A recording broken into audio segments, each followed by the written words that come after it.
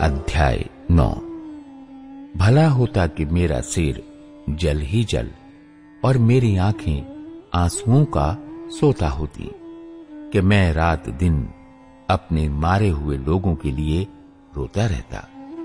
भला होता कि मुझे जंगल में बटोहियों का कोई टिकाव मिलता, कि मैं अपने लोगों को छोड़कर वहीं चला जाता, क्योंकि वे सब व्याभिचारी हैं, वे विश्वासघातियों का समाज हैं। अपनी अपनी जीभ को वे धनुष के समान झूठ बोलने के लिए तैयार करते हैं, और देश में बलवंत तो हो गए, परंतु सच्चाई के लिए नहीं। वे बुराई पर बुराई बढ़ाते जाते हैं, और वे मुझको जानते ही नहीं।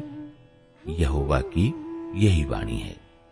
अपने अपने संगी से चौकस रहो, अपने भाई पर भी भरोसा न रखो, क्योंकि सब भाई निश्चय अड़ंगा मारेंगे और हर एक पड़ोसी लुतराई करते फिरेंगे। वे एक दूसरे को ठगेंगे और सच नहीं बोलेंगे। उन्होंने झूठ ही बोलना सीखा है और कुटिलता ही में परिश्रम करते हैं। तेरा निवास छल के बीच है, छल ही के कारण वे मेरा ज्ञान नहीं चाहते। यहोवा की यही वाणी है। इसलिए सेनाओं का यहोवा यूं कहता है, देख, मैं उनको तपाकर परखूंगा, क्योंकि अपनी प्रजा के कारण मैं उनसे और क्या कर सकता हूं। उनकी जीभ काल के तीर के समान बेधने वाली है, उससे छल की बातें निकलती हैं। वे मुंह से तो एक दूसरे से मेल की बात बोलते हैं, पर मन ही मन एक दूसरे की घात में लगे रहते हैं। क्या मैं ऐसी बातों का दंड न दूं? यहोवा की ये वाणी है। क्या मैं ऐसी जाति से अपना बदला न लूं? मैं पहाड़ों के लिए रो उठूंगा और शोक का गीत गाऊंगा, और जंगल की चराइयों के लिए विलाप का गीत गाऊंगा, क्योंकि वे ऐसे जल गए हैं कि कोई उनमें से होकर नहीं चलता, और उनमें पशुओं का शब्द भी नहीं सुनाई पड़ता। पशु पक्षी सब भाग गए हैं। मैं यरूशलेम को खंडहर बनाकर गीदड़ों का थान बनाऊंगा, और यहूदा के नगरों को ऐसा उजाड़ दूंगा कि उनमें कोई न बसेगा। जो बुद्धिमान पुरुष हो वो इसका भेद समझ ले, और जिसने यहोवा के मुख से इसका कारण सुना हो वो बता दे। देश का नाश क्यों हुआ?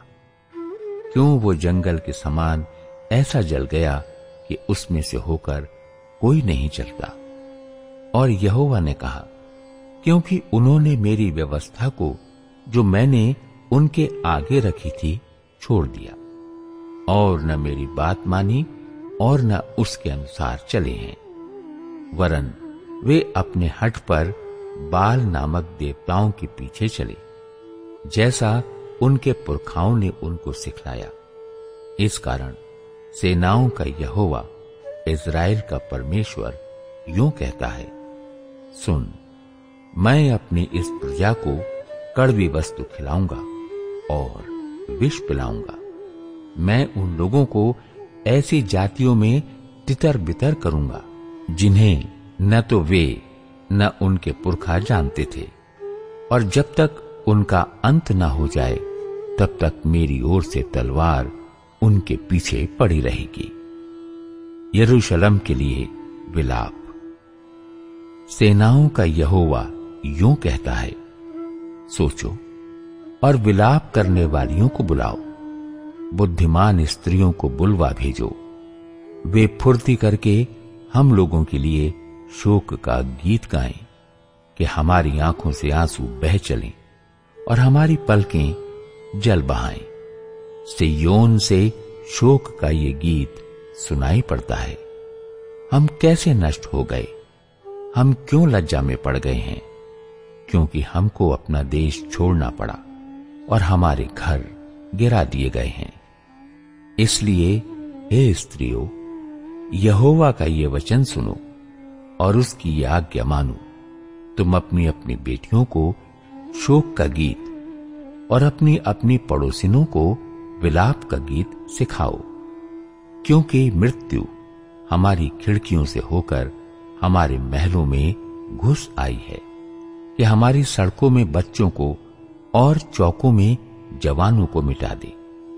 तू कह, यहोवा यूं कहता है, मनुष्यों के शव ऐसे पड़े रहेंगे जैसे खाद खेत के ऊपर और पूलियां काटने वाले के पीछे पड़ी रहती हैं, और उनका कोई उठाने वाला न होगा। यहोवा यूं कहता है, बुद्धिमान अपनी बुद्धि पर घमंड ना करे, न वीर अपनी वीरता पर, न धनी अपने धन पर घमंड करे, परंतु जो घमंड करे वो इसी बात पर घमंड करे कि वो मुझे जानता और समझता है कि मैं ही वो यहोवा हूं जो पृथ्वी पर करुणा, न्याय और धर्म के काम करता है, क्योंकि मैं इन्हीं बातों से प्रसन्न रहता हूं। देखो, यहोवा की ये वाणी है कि ऐसे दिन आने वाले हैं कि जिनका खतना हुआ हो उनको खतना रहितों के समान दंड दूंगा, अर्थात मिस्रियों, यहूदियों, एदोमियों, अम्मोनियों, मोआबियों को और उन रेगिस्तान के निवासियों को जो अपने गाल के बालों को मूंट डालते हैं, क्योंकि ये सब जातियां तो खतना रहित हैं और इज़राइल का सारा घराना भी मन में खतना रहित है।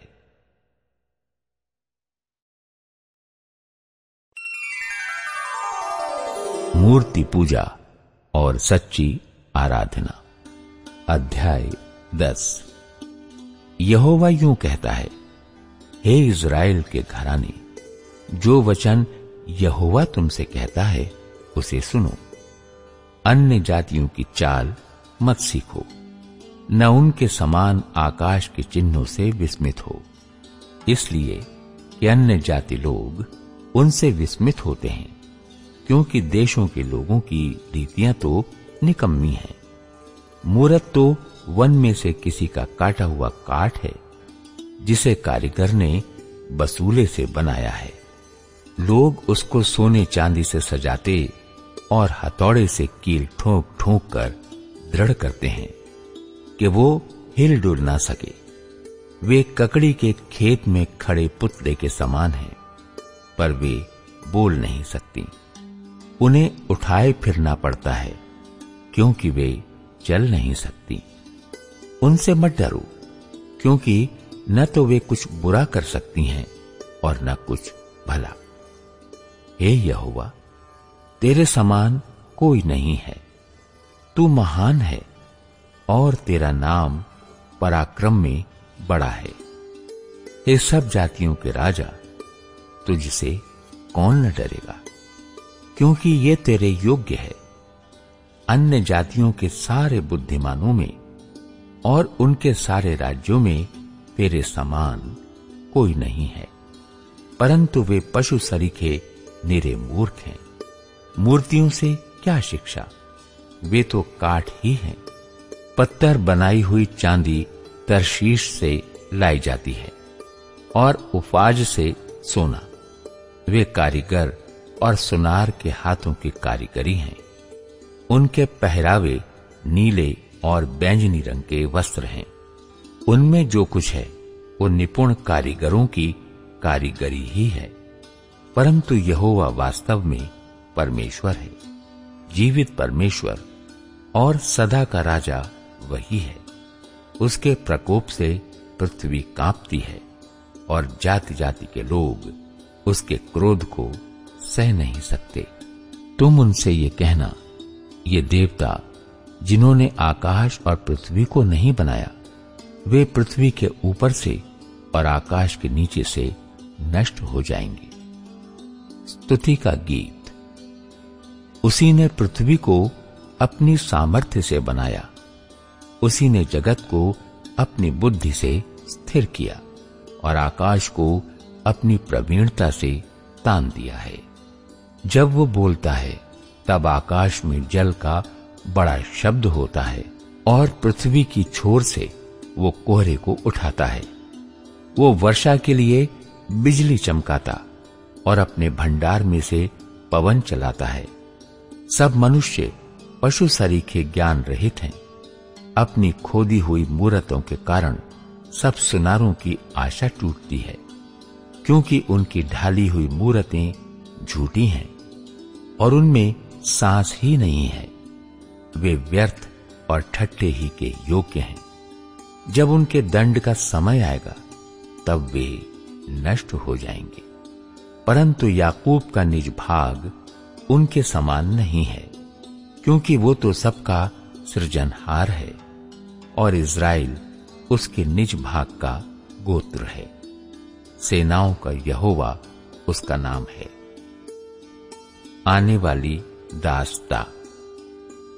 हे घेरे हुए नगर की रहने वाली, अपनी गठरी भूमि पर से उठा, क्योंकि यहोवा यूं कहता है, मैं अब की बार इस देश के रहने वालों को मानो गोफन में रखकर फेंक दूंगा और उन्हें ऐसे ऐसे संकट में डालूंगा कि उनकी समझ में भी नहीं आएगा। मुझ पर हाय, मेरा घाव चंगा होने का नहीं। फिर मैंने सोचा, ये तो रोग ही है, इसलिए मुझको इसे सहना चाहिए। मेरा तंबू लूटा गया और सब रस्सियां टूट गई हैं। मेरे बच्चे मेरे पास से चले गए और नहीं हैं। अब कोई नहीं रहा जो मेरे तंबू को ताने और मेरी कनातें खड़ी करे, क्योंकि चरवाहे पशु सरीखे हैं और वे यहोवा को नहीं पुकारते। इसी कारण वे बुद्धि से नहीं चलते और उनकी सब भेड़ें तितर बितर हो गई हैं। सुन, एक शब्द सुनाई देता है, देख वो आ रहा है। उत्तर दिशा से बड़ा हुल्लड़ मच रहा है, ताकि यहूदा के नगरों को उजाड़कर गीदड़ों का स्थान बना दो। हे यहोवा, मैं जान गया हूं कि मनुष्य का मार्ग उसके वश में नहीं है। मनुष्य चलता तो है, परंतु उसके डग उसके अधीन नहीं है। हे यहोवा, मेरी ताड़ना कर, पर न्याय से, क्रोध में आकर नहीं। कहीं ऐसा न हो कि मैं नष्ट हो जाऊं। जो जाति तुझे नहीं जानती और जो तुझसे प्रार्थना नहीं करते, उन्हीं पर अपनी जलजलाहट उंडेल, क्योंकि उन्होंने याकूब को निगल लिया, वरन उसे खाकर अंत कर दिया है और उसके निवास स्थान को उजाड़ दिया है।